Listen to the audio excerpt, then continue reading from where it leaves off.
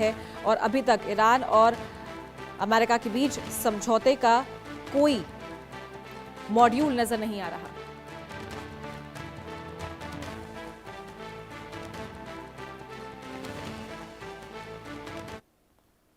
और बातचीत के बीच ईरान का पाकिस्तान पर भरोसा टूटा। पाकिस्तान की मध्यस्थता पर ईरान ने सवाल उठाए हैं।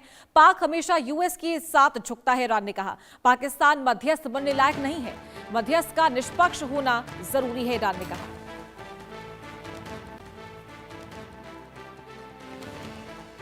तो ईरान ने यह बड़ा बयान दिया है पाकिस्तान के खिलाफ। आपको जानकारी दे दें, इस्लामाबाद में जब पहले दौर की वार्ता हुई थी तब भी कुछ खास भूमिका यहां पर पाकिस्तान की नहीं नजर आई थी और ये बात बिल्कुल तय है कि पाकिस्तान अमेरिका के कहने पर चलता है, अमेरिका के इशारे पर चलता है और इसी बात से खफा होकर ईरान की तरफ से ये बयान सामने आया है और ईरान ने कहा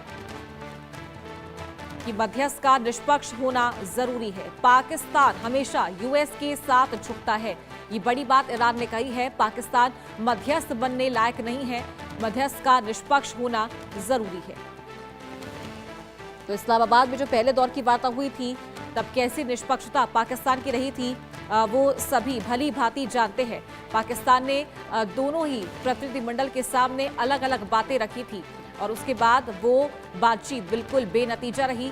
उसके बाद भले ही सीज फायर की जो मियाद है उसको बढ़ा दिया गया हो और युद्ध एक बार रुक गया है, लेकिन इसके बावजूद भी जो समझौते पर बात बननी थी वो अभी तक नहीं बनी है। समझौते पर बात करने के लिए दोनों ही तैयार नहीं है और इसीलिए पाकिस्तान की भूमिका पर भी बड़े सवाल जो है वो उठाए जाते हैं।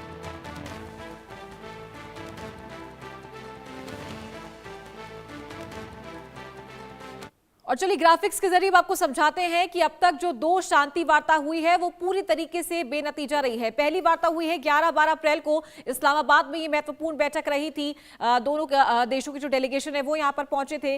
पाकिस्तान की मध्यस्थता में ये शांति वार्ता हुई थी। पाकिस्तान यहां पर मीडिएटर बना था। अमेरिका और ईरान के बीच बातचीत हुई थी, लेकिन वो बातचीत पूरी तरीके से बेनतीजा रही थी। 21 घंटे तक ये बातचीत चली, लेकिन बातचीत में कोई समाधान समझौता नहीं हुआ था और बिना नतीजे ही जो दोनों देश है, उनकी डेलीगेशन है, ये वापस लौटे थे।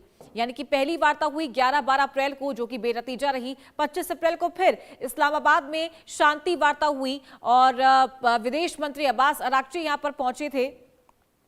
फिर से पाकिस्तान की मध्यस्थता में ये बातचीत हुई है।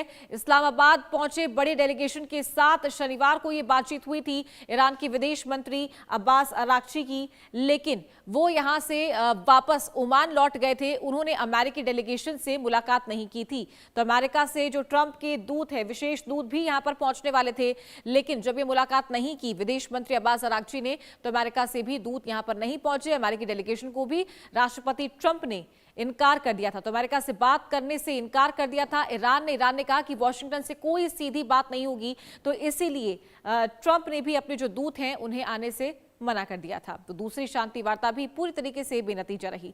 तो ईरान युद्ध अलग क्यों है ये आपको समझाते हैं। अमेरिका ने अफगानिस्तान, वियतनाम, इराक में सीधे युद्ध लड़ा है और इसी के साथ इसी वजह से ईरान के साथ तेल की लड़ाई है, ईरान के साथ परमाणु संवर्धन की लड़ाई है और इसीलिए ये युद्ध काफी ज्यादा और काफी अलग मायनों में ये अलग भी रहता है। तो अमेरिका ने अफगानिस्तान, वियतनाम, इराक में सीधे युद्ध लड़ा है और लीबिया में अमेरिका का सीमित हस्तक्षेप रहा। उत्तर कोरिया की बात करें तो सीधे युद्ध नहीं, लेकिन तनाव जो है वो सैन्य तनाव जो है वो गंभीर है और इन देशों के साथ युद्ध का असर पूरी दुनिया पर सीमित रहा है। यानी कि जो वाइड इंपैक्ट है वो इन तमाम देशों के साथ जो युद्ध हुआ उसको लेकर के नहीं पड़ा है।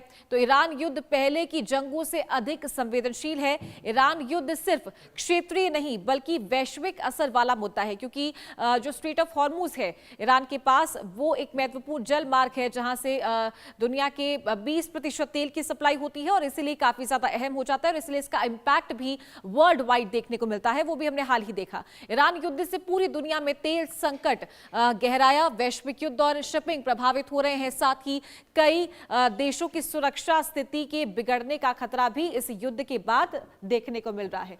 इस बीच बड़ी खबर का रुख करेंगे। इजरायल ने दक्षिणी लेबनान पर हमला किया। इस वक्त की बड़ी खबर आपको बता दें।